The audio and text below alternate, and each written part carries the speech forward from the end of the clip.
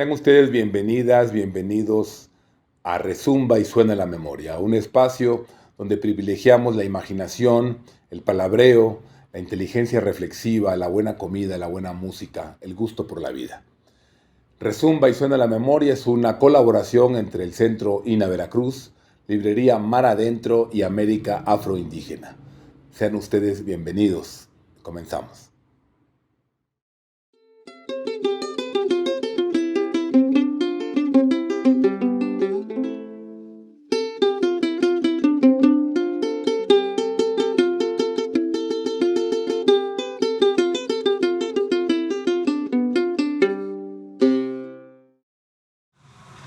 Me da un enorme gusto estar esta tarde conversando con mi querida y admirada amiga Amparo Sevilla Villalobos, investigadora del INA, antropóloga, promotora cultural, bailadora, bailarina, en fin, un sinnúmero de actividades, y la idea es conversar justamente con Amparo y compartirles algo o mucho de su trabajo y de su trayectoria y experiencia.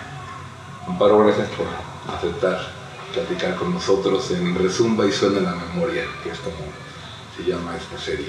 Ay, pues al contrario, Álvaro, yo te agradezco mucho la invitación y que me tengas presente en esta serie de entrevistas, que me parece una idea fantástica de tu parte. Muchas gracias. Amparo, ¿cómo llega el baile y la música a tu vida? ¿Qué dirías? ¿Cómo se aparecen en tu memoria? Pues fíjate que yo pertenezco a una familia en la cual tuve un papá que fue matador de toros, un hermano torero, y a mi papá le preocupaba mucho que mi hermano Mario Sevilla, mi papá se llamaba igualito, ya sabes, se hereda esto de continuar, ¿no?, el nombre entre los padres. Raro es aquel que al primogénito no le achaca su propio nombre. Y entonces ambos eran toreros, y a mi padre le preocupaba mucho que mi hermano Mario tuviera clase para torear, y lo que consideró que se la podía otorgar esta clase era meterlo a la escuela de danza. Clase es como sinónimo de elegancia. Clase es tener armonía en los movimientos, tener una concepción de movimiento corporal que fuera, pues, no rudo, no torpe, no. Y entonces con esta idea lo mete a la Academia de la Danza Mexicana, que pertenece al Instituto Nacional de Bellas Artes. Y pues se le ocurrió que también para todos era muy buena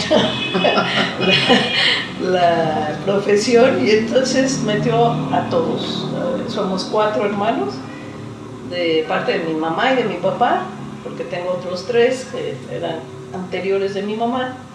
Y entonces los 4 hicimos la carrera en la Academia de la Danza Mexicana. Ese fue el primer contacto, por lo cual yo tengo de la primera formación profesional, dijéramos, pues la carrera de 9 años de bailarina de concierto, dada por Bellas Artes. ¿Tú naces dónde? ¿Tu familia de dónde viene? ¿Dónde te nutres? ¿De qué tradiciones familiares se va construyendo la niña Amparo Sevilla? Pues yo nací en la Ciudad de México. Soy absolutamente chilanga, con lo bueno y lo malo que yo conllevo.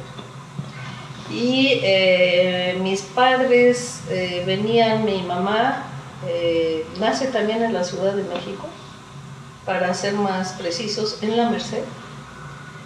Y su abuela nació en Texcoco, perdón, su madre, o sea, mi abuela nace en Texcoco.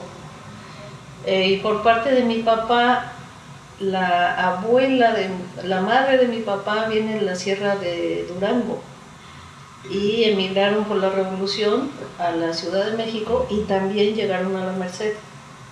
Tanto mi madre como mi padre se desarrollan siendo jóvenes en la Merced, pero no se conocieron en ese entonces, sino posteriormente, cuando mi papá era matador de toros, la conoció en una fiesta, no sabemos dónde, ellos no recordaban muy bien la colonia, y esos son los antecedentes.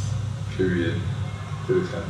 ¿Cómo uno escucha historias de cómo la Revolución Mexicana, ¿no? Este acontecimiento fundacional de nuestra historia más reciente, entre 1910 y 1920, 24, o hasta un poquito más según distintas versiones, pero cómo generó, ¿verdad?, o volvió a detonar una gran movilización de las familias, ¿no? Y cómo eso ha ocasionado o ha generado pues también las historias de las que venimos. Sí, y esta reconstitución de las redes familiares es muy interesante, porque yo recuerdo que en las pláticas familiares se hablaba de todo, pero menos de los haceres de quien se vieron obligados a migrar a la Ciudad de México. Y en el caso de mi abuela tengo el honor, el orgullo, la dicha, la abuela por parte de mi padre, que cuando llega a la Ciudad de México, ella, para mantener a toda su familia, vendía hierbas en el mercado de la Merced. Cuestión que a mí me llenó de orgullo, ¿no? Y que sigo buscando y rastreando pues esa noble herencia. A la distancia, ¿no? Pero ¿qué te hace, digamos, elegir como carrera antropología? Tú eres antropóloga. A la distancia, ¿qué piensas que te lleva ahí? ¿Qué andabas buscando? Pues yo, como muchos de nosotros, me andaba buscando. No sé si ya me encontré. Pero el caso es que en mi casa familiar había un ambiente muy bohemio. Mi papá era muy amigo de Diego Rivera, de Juan O'Gorman, de Renato Leduc, de Juan de la Cabada, y había el ambiente era pues muy nacionalista.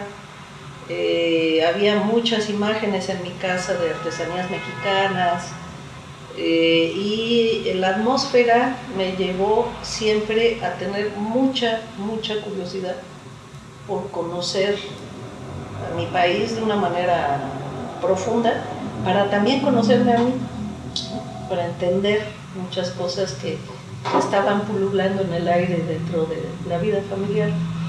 Y entonces la cuestión es que cuando termino la carrera de danza en Bellas Artes, yo bailaba danza contemporánea con una maestra maravillosa que fue Bodil Jenkel, en un grupo que se llamó Ballet Contemporáneo. Bailé profesionalmente varios años, pero nadie nos iba a ver, siempre los teatros estaban vacíos y hacíamos cosas que la verdad siento que eran demasiado abstractas y alejadas de las preocupaciones cotidianas de los habitantes de esta ciudad donde nos movíamos.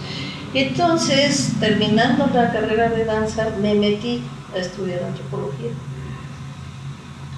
Y esos fueron los elementos que me llevaron a tratar de entender de una manera más profunda la historia cultural de México, la vida contemporánea también de México, pero el gusanito de la danza siempre permaneció. Entonces siempre ahí mi inclinación era para pasarme a entender la danza tradicional, que fue todo un descubrimiento, porque en Bellas Artes lo que había al respecto pues eran los ballets folclóricos que no tenían nada que ver con las formas en las que las gentes bailan y danzan en el campo y en otras esferas que no sean el escenario. Entonces digamos que tú construiste o percibías había una relación de espejo entre la danza contemporánea y tu interés por la danza tradicional, por el ámbito de la danza, digamos, como un acto de memoria de los pueblos en este país. tenías tú esa... ¿Te diste cuenta que había alguna conexión en ello? No, todo lo contrario. Todo lo contrario. Todo lo contrario. La danza que yo aprendí dentro del ámbito académico, dado por Bellas Artes, era una danza que no tenía nada que ver con otros tipos de concebir el cuerpo en movimiento. Y sobre todo en cuerpos, en una atmósfera de carácter ritual y comunitaria, que no tenía absolutamente nada que ver con la concepción escénica de la danza. Entonces para mí fue realmente un descubrimiento, una ruptura. Ingresé a un mundo que desconocía por completo. Y entonces reelaboré el sentir de la danza, ¿no? Me reencontré en otro universo. Me quedaba pensando ahora sobre por qué no nos enseñan a bailar, ¿no? En las escuelas como algo fundamental. ¿Por qué no nos enseñan a sentir nuestro cuerpo, ¿no? Y es una pregunta contrafáctica la que te hago, pero ¿tú qué piensas de eso? ¿Qué piensas que ocurriría si nos enseñaran en la educación, digamos, primaria, secundaria, a bailar, a sentir, a fluir con el cuerpo? Ay, pues pasarían cosas fabulosas, porque como tú bien sabes, el cuerpo es la primera instancia de poder y control. Entonces, pues vemos cuerpos constreñidos, reprimidos, controlados, como parte de un sistema represivo en muchos otros niveles. Entonces creo que si desde jardín de niños, primaria, secundaria, fuera una constante el poderte expresar libremente con tu cuerpo, seríamos otro tipo de personas. Como un primer gesto de libertad del cuerpo. Como un primer y básico, fundamental, el cuerpo.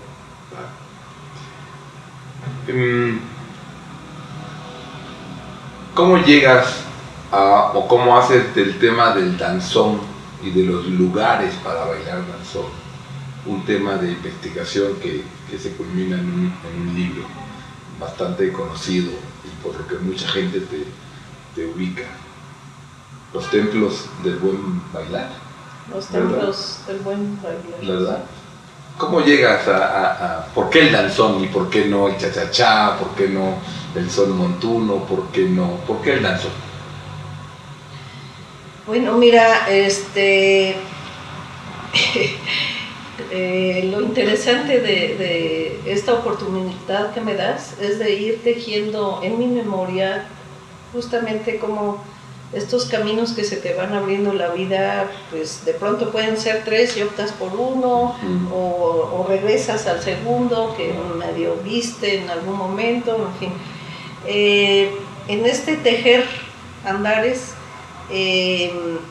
mi llegada al danzón ha sido una especie de, ¿cómo se llaman estos efectos colaterales? Que cuando matan a mucha gente dicen que eso fue un efecto colateral. Sí, algo así. Resulta que cuando yo por diversas circunstancias cierro un ciclo de investigación de la danza tradicional en el ámbito rural, trato de retomar un tema que siempre me ha apasionado, que es la construcción de identidades en los espacios urbanos. Y entonces, en esa búsqueda de ver cómo los que habitamos una ciudad, además tan compleja, tan difícil como es la Ciudad de México y tan maravillosa a la vez, andando buscando lugares de construcción de identidades urbanas, me encontré con que Jorge Legorreta, que era una gente extraordinaria, me invitó a ser guía de programas de recorridos que hacía por la Ciudad de México. Me invitó para que fuera guía de salones de baile idea que me pareció fascinante, porque yo iba a los salones de baile, me gustan mucho, y cuando te ofrecen nada más trabajar en lo que te gusta, pues no puede ser algo más maravilloso que eso, ¿verdad? La vida. Y entonces, como guía de salón de baile, empecé a ingresar a otro universo fascinante, que son los pocos lugares especialmente diseñados para el disfrute corporal, que son justamente los salones de baile. Entonces, entre los diversos géneros que ahí se practican, pues está el danzón. Entonces, pues me enamoré del danzón, pero también muchos otros géneros. Esto quiere decir que no solo el danzón me jaló, me atrajo, y el caso es que de pronto, hurgando en la disciplina corporal que se mueve en el danzón, no te voy a dar la larga historia, llegué a la conclusión de que el danzón es una técnica corporal para la contención del deseo. Y como en todos lados donde me paro, me empecé a cuestionar y a confrontar con aquel proceso cada vez más marcado de academizar el danzón, porque estos fluidos eróticos, sensuales, mágicos, maravillosos que envuelve el danzón en los buenos bailadores del danzón, de pronto los ves otra vez constreñidos, acartonados, cosificados. En todos estos intentos de hacer un danzón de muestra académica, que aleja mucho al sentido original de un baile que cuando se sabe ejecutar es fascinante. Como acartonarlo, ¿verdad? Como de a veces de ponerle demasiada lentejuela que terminan de quitarle la magia. Claro, la magia. El misterio. Exacto. ¿No? Entonces ahí pues otra vez fue un encuentro y un desencuentro con algo que de pronto te das cuenta que los procesos de institucionalización o de academización pues terminan medio aniquilando esa alma o ese espíritu que te encuentras en otros lugares, ¿no? Que es mucho más espontáneo, mucho más creativo. En fin. Fíjate que yo pienso que por alguna razón apareció Jorge Legorreta en esta plática, porque no sé si recuerdas que alguna vez nos lo encontramos en la Flor del Son, que fuimos a bailar a la Flor del Son, y apareció Jorge, y yo recuerdo haberlos visto saludarse con efusión efusión, y estuvimos ahí departiendo, y en algún momento Jorge, que pasa en cárcel, dijo, es que uno como baila hace el amor, ¿no? Lo cual ahora, digamos, recuerdo mucha conexión con lo que estabas hablando respecto de lo que implica bailar, ¿no? Que finalmente, o no sé si final o inicialmente, es también darse, es entregarse a la vida, ¿no? Al goce y al compartir, ¿no? Es la parte también tan bonita de estos bailes de pareja, ¿no? Donde se tocan, ¿no? Luego tenemos bailes donde las parejas no se tocan, ¿no? Pero en este caso son bailes donde la gente se toca, ¿no? Sí, y fíjate que además del tocarse o no tocarse, algo que me llamó mucho la atención y que quiero compartir contigo y con quienes nos escuchen, es que yo pensé que dentro de la danza tradicional, dada en el ámbito rural y en contextos religiosos festivos, o sea, las fiestas populares, que solo ahí encontrabas esta dimensión ritual de la expresión dancística. Y me sorprendió muchísimo encontrarme que en los salones de baile, los buenos salones de baile, hay personas que hacen del baile también un acto ritual. O sea, hay una dimensión ritual que es cuando encuentras esas expresiones humanas que dotan de sentido al todo. Por eso a los salones de baile van muchas mujeres, de una manera casi adictiva, porque ahí encuentran mucho de la construcción del sentido de sus vidas a través de sus cuerpos y del encuentro con su pasado, su presente y otros cuerpos danzantes. Lo que quiero decir es que rompí mi propio esquema, mi propio paradigma de que solo en la danza se encontraba este ámbito, que hay rituales seculares. Claro. El ritual no solo es en un ámbito de comunión con las deidades, sino hay otro tipo de ritualizar secularmente la vida, y si no ritualizamos secularmente nuestras vidas, estamos perdidos en el espacio. La verdad, yo he aprendido muchas claves de estas mujeres sabias que te van dando pequeñas formulitas mágicas para existir. Claro. A inicios de los años 2000, tú llegaste a encabezar la Dirección de Vinculación Regional. 2003, 4, 2, puede ser, 2002 quizá, 3, no, por ahí, ¿verdad?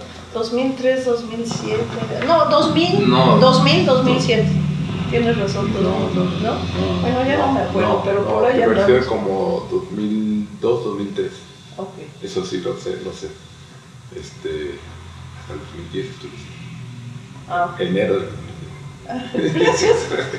Qué bueno que eres historiador.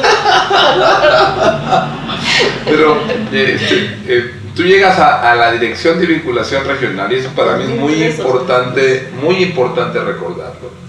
Porque en la Dirección de Vinculación Regional ocurrían cosas muy interesantes, porque era la dirección donde se alojaron programas de desarrollo cultural regional, ¿no?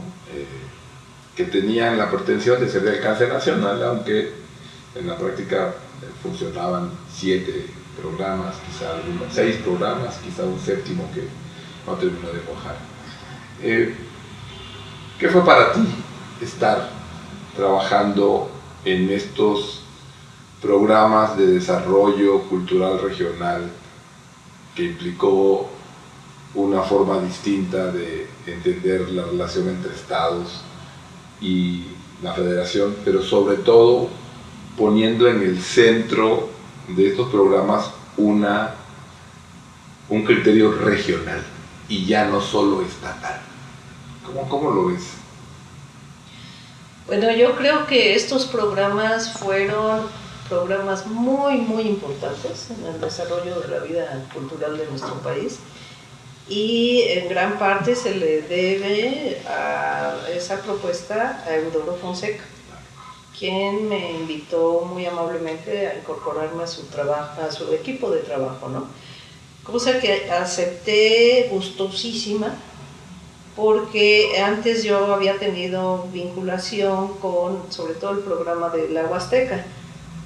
Entonces, además de la Huasteca estaba el Sotavento, Tierra Caliente, Maya, Lloreme, Istmo, que fue el último que se generó. Previo a esto había un programa que se llamó Pacífico Sur y Mixteca. Entonces, esta reconstrucción en términos de políticas culturales de lo que fueron y siguen siendo las regiones culturales del país era fundamental para la memoria histórica de todos los mexicanos. Desgraciadamente, esta identidad regional, como tú mejor que nadie sabes, se va desdibujando por una serie de factores, y la labor que hacíamos en los programas era mucho reconstruir la memoria histórica, pero también dar posibilidades de un desarrollo creativo para continuar estas herencias básicas que tienen los habitantes de las regiones, que hay más que en el país de las que se trabajaron por parte de Conajunta, pero bueno, ahí es donde se pudo trabajar. No entiendo por qué las eliminaron, ¿no? Eliminaron estos programas. La verdad me parece muy desafortunado que se haya hecho, pero en fin, cuando estuvimos juntos trabajando, que bueno que aceptaste mi invitación, ¿verdad? Porque decíamos, necesitamos a alguien pensante, creativo y que viva en su propio cuerpo lo que es pertenecer a una región. Entonces tu incorporación fue muy enriquecedora. Tengo que decírtelo en algún momento, qué bueno que me abres esta posibilidad de decirlo. Y entonces lo que logramos juntos fue justamente de este diálogo entre cada uno de los estados que conformaban la región, volver a pensarse juntos para hacer cosas de interés común a nivel regional, fue sumamente interesante. Creo que además a mí me permitió la oportunidad que nunca hubiera tenido en mi vida de haber olfateado, acercado, palpado la enorme riqueza que existe en cada una de estas regiones, que es impresionante, desde el comer, el hablar, el expresarse musical y corporalmente, las artesanías, o sea, todo el universo que compone cada una de estas regiones es impresionante. Ojalá tengan la dicha, los que nos estén escuchando o viendo, de recuperar, de conocer, de vivir, de olfatear lo que puedan en relación a esta dinámica regional, de cultura regional, ¿no? Uno de los resultados de este proceso tan fecundo, tan intenso, tan apasionado, tan entregado de trabajar en los programas regionales fue sin duda los encuentros Son Raíz. Sí. Cuéntanos cómo surge, digamos, Son Raíz en este diálogo con las y los promotores que trabajaban desde las localidades y las regiones, y en este caso quienes estábamos del lado de las políticas culturales del Estado. ¿Cómo recuerdas Son Raíz? ¿Qué fue Son Raíz? ¿Qué es Son Raíz para ti? Bueno, Son Raíz fue un concepto que elaboramos colectivamente, quienes estábamos coordinando estos programas regionales. Estaba en ese entonces Rodolfo Candelas, estaba nuestro queridísimo tigre Eduardo Hernández, Patricia Olalde, Gabriela Montoya, tú por supuesto en Sotavento. En sus momentos variaron las compañeras también que estuvieron, hubo gente que estuvo muy temporalmente, ¿no? Que fue Rubío Ceguera, que hizo también un trabajo buenísimo, Ana Sarina Palafox, estuvo también Araceli Romero, María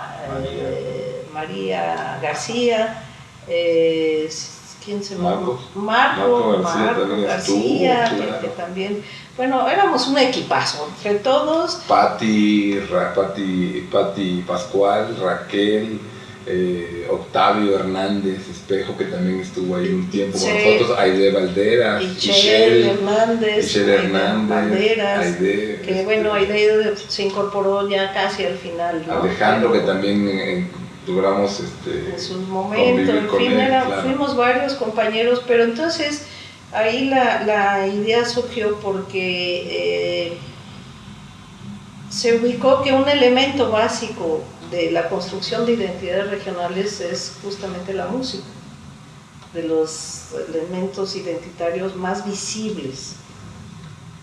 Entonces generó un proyecto especial dentro de cada uno de los programas que el objetivo era hacer un diálogo entre las distintas regiones que conforman el país, un diálogo musical, porque se tiene una serie de elementos comunes en términos de, bueno, por un lado el son, pero hay otras fuentes que nutren la posibilidad de, en lo común y en lo diverso, dialogar musicalmente, ¿no? Y entonces el concepto son raíz implicaba reunir a músicos de distintas regiones, dialogar sobre sus problemáticas principales para seguir preservando entre todos un diseño no surgido del escritorio, sino de los propios músicos, una serie de posibilidades de acción, de programas públicos que ayudaran, abonaran a fomentar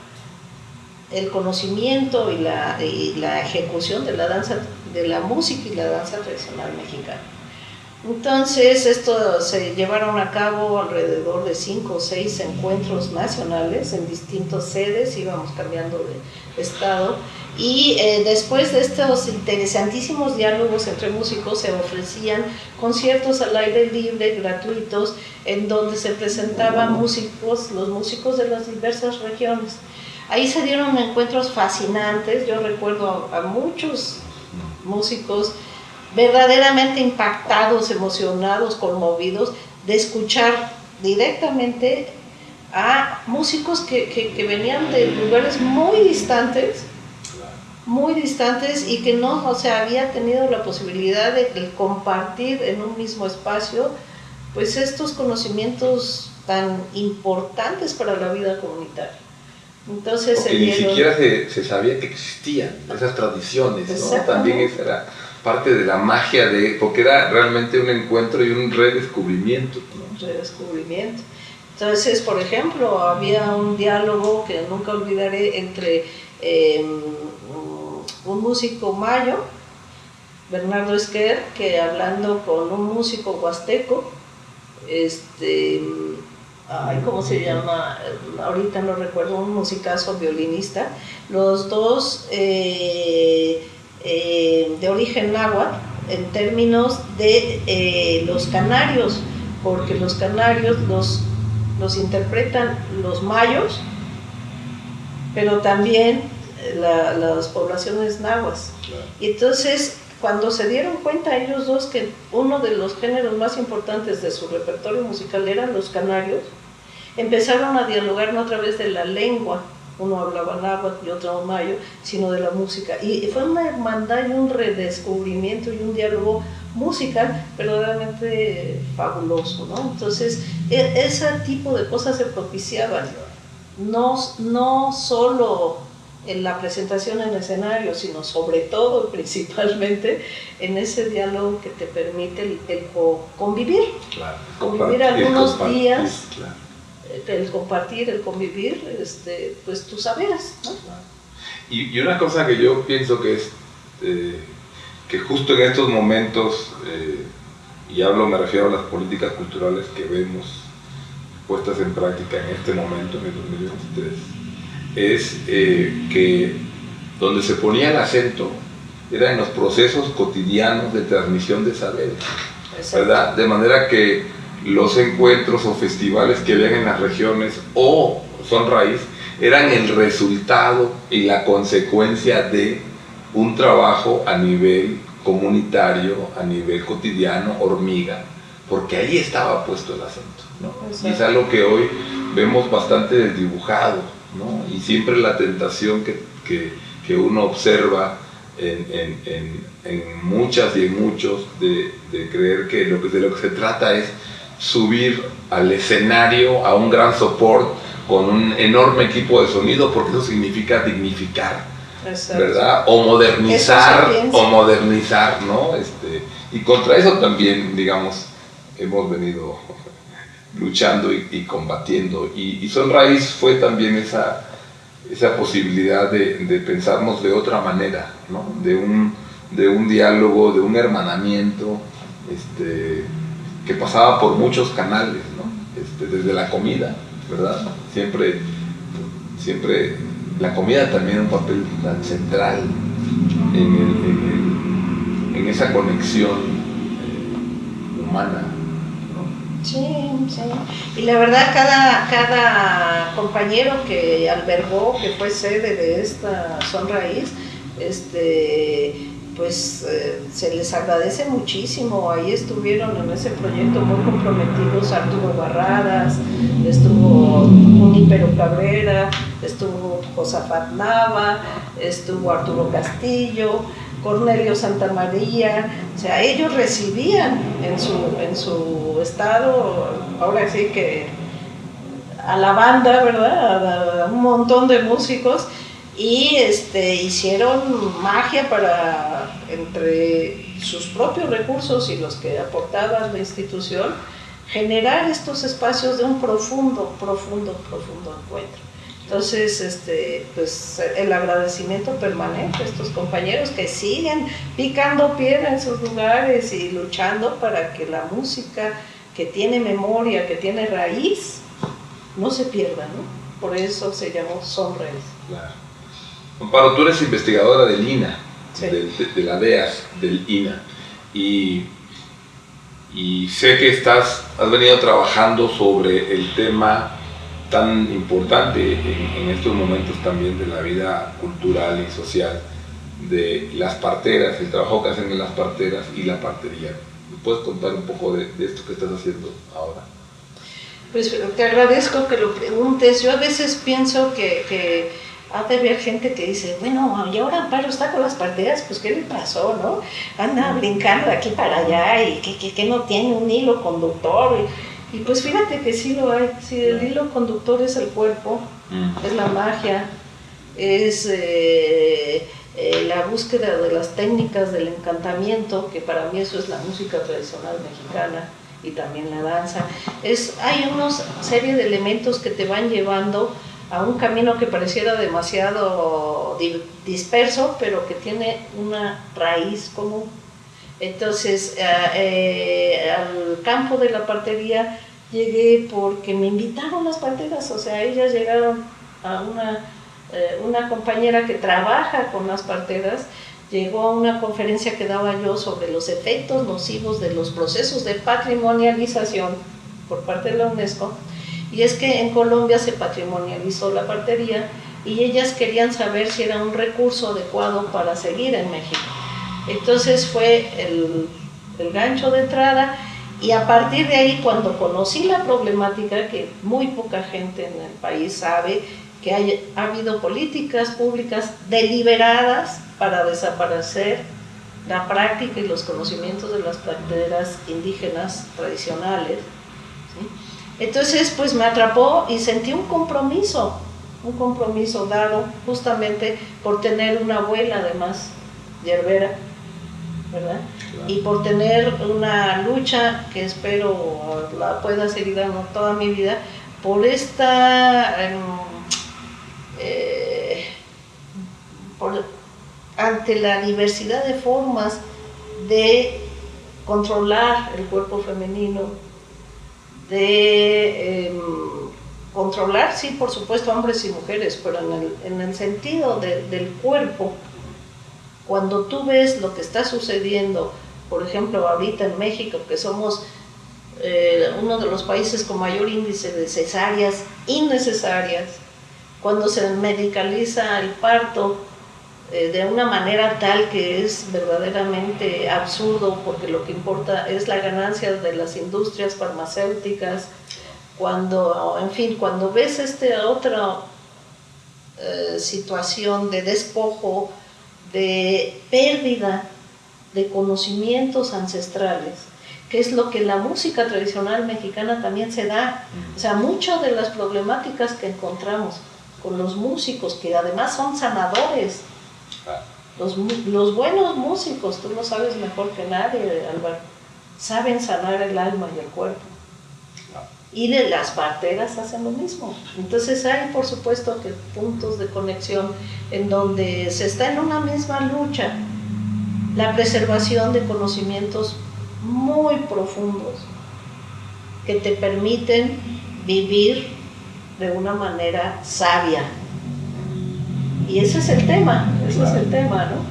Entonces ahí ahora me encuentro, y bueno, es todo territorio que tiene muchas conexiones con todo lo demás, ¿no?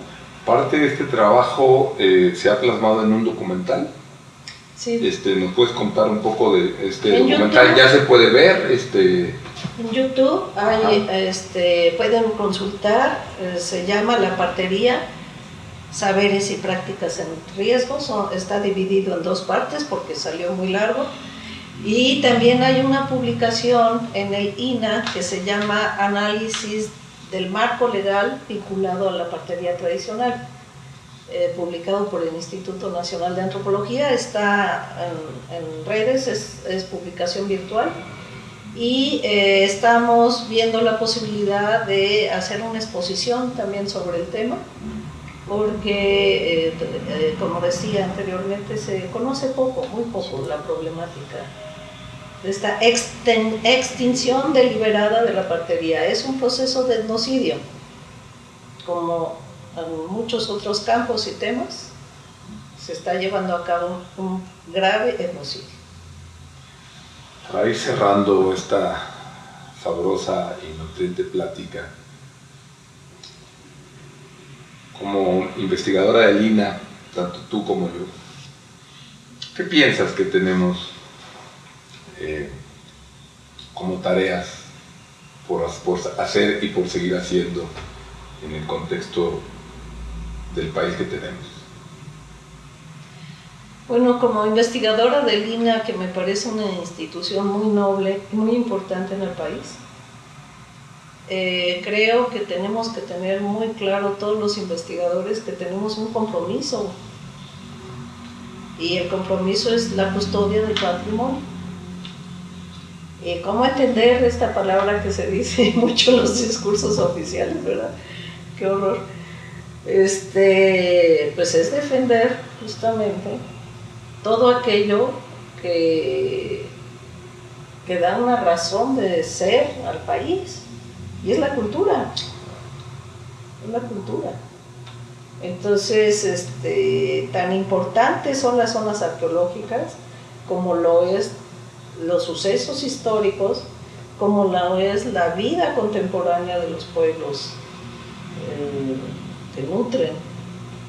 Además, ha habido investigadores que por suerte han estado demostrando que las pocas zonas, territorios que siguen siendo y nutriendo a todo el país en términos de equilibrios ecológicos, todo este patrimonio biocultural ha estado en manos de los pueblos indígenas, ¿no?